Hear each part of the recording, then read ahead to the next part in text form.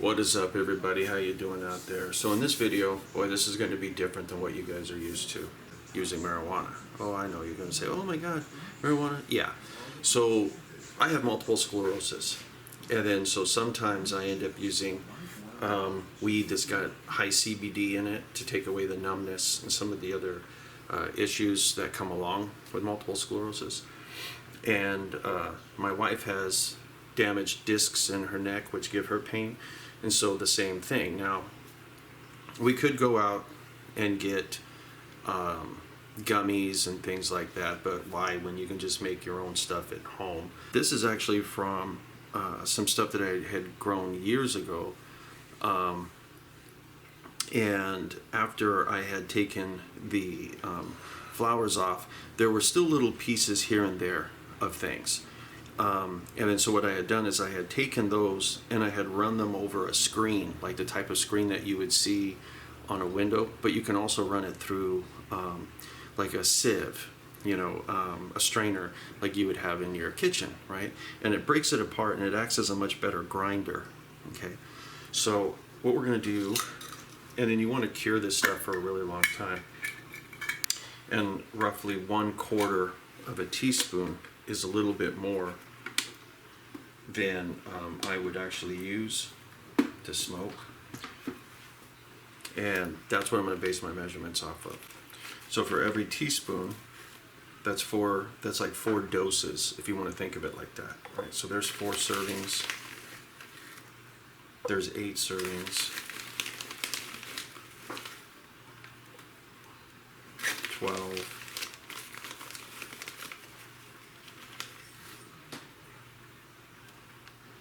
16,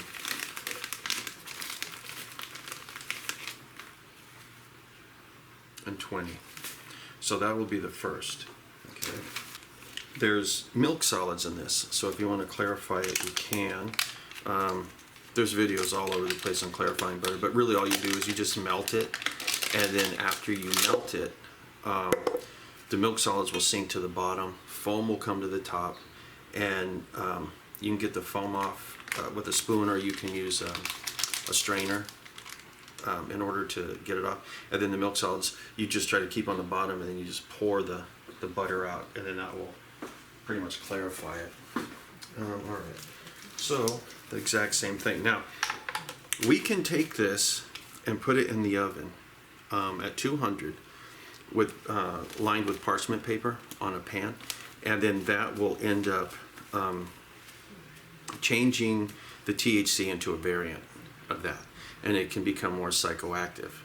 Okay, I'm not really looking for that, right? To me, it's all about the CBD. It's all about the pain and discomfort qualities, right? So I don't need to double my money. So we put that inside there, and now what we're going to do is we're just going to melt these two together. Now the idea here is a lot like making tea, okay? When you're making green tea, you don't really want the temperature to go above like maybe 140, 160, somewhere in that area, because it makes a much better tea. It won't be as bitter. And we're going to be doing the same thing. We're going to want this to melt, and we want to keep the temperature. We don't want it to go above 200. Ideally, right around 160, 170, that's ideal if you can keep it that way. And usually the way that I do things, because I don't know for sure how strong this type of stuff is when I make it, I will not take a huge bite of anything. I'm going to play it safe. I'll take something very, very small and see how I react a few hours later.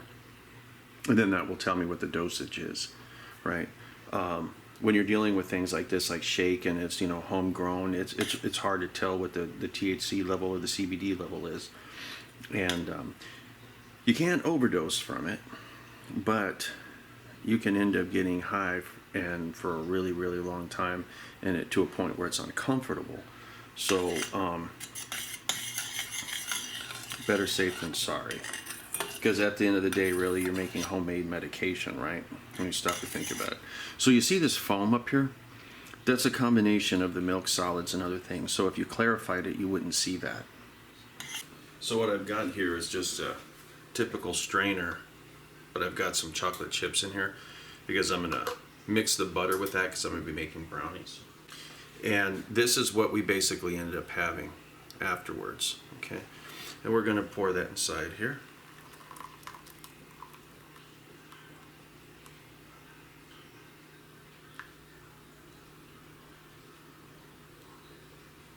You can also use things like cheesecloth if you'd like. As soon as we get near the end, I'm gonna squeeze it out. But right now I just wanna kind of get just the butter out because I don't need all of this leaf. Well, I should say flour, but. And I'm just making a simple brownie, which is basically like 3 eggs, 3/4 of a cup of sugar, maybe a half, well, it depends on how chocolatey you want it. Anywhere from half a cup to a cup of powdered unsweetened chocolate. A little bit of vanilla extract. A little bit of salt. And then the semi-sweet chips mixed with butter, melted. You can add flour to it. Some people do. I have a gluten intolerance, so if I did that, I'd have to add gluten-free. When it starts getting to this point right here, I can take this and then squeeze it to try to get the rest out. Being very careful, because the last thing that I'd want to do is have this tear on me. And this butter is still really hot.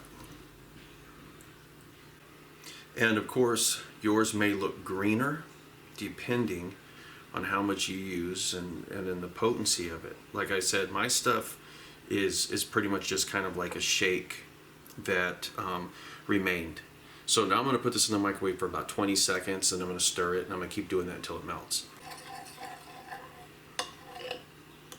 That's going to work. All right. So now we got this. This is the cocoa powder, the sugar, the eggs that I had mentioned before.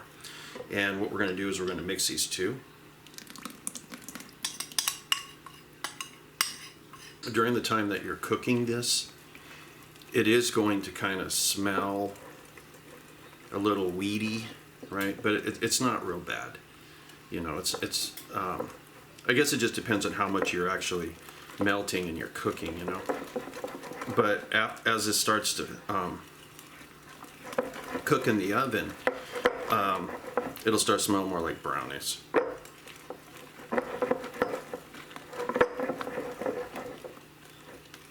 And I want to mix this really well because the last thing I'd want to do is have one portion of it really strong and another part not strong.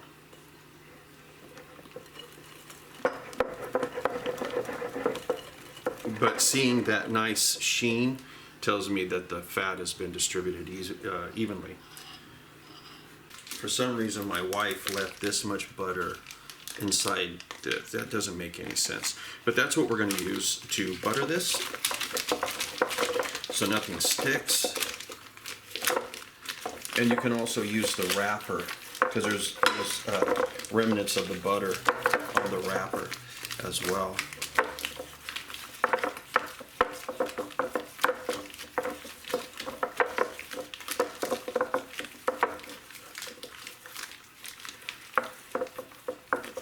Now, in full disclosure, I don't really smoke weed or consume marijuana. I did when I was in my 20s, but as an adult, I don't. And the only time that I do is when my MS is acting up. And that might only be twice a year, and I barely have any. Now I want to try to smooth this out as evenly as possible, so that way each brownie has equal dose, right? Because if one is all big and has more, then, you know, you're essentially eating like 1.5, which might be more than what you actually need. And then when it comes time to cutting this, like I said, it's basically 20 doses.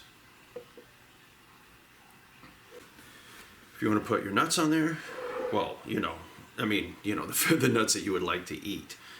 Don't put your nuts on there, because then nobody's going to want to eat this. They're going to be like, dude, why are there 2 dimples in your brownies? Well, that's where I put my nuts. Yeah, don't do that. Then again, maybe the type of friends you have, they would like that. I don't know.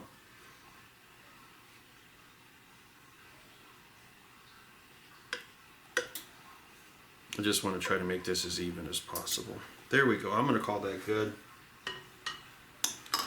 375. You can also do 350, 20, 30 minutes. It depends. You'll know because the top will look right. And these you don't want to cut into immediately. You want these to cool off for a while first.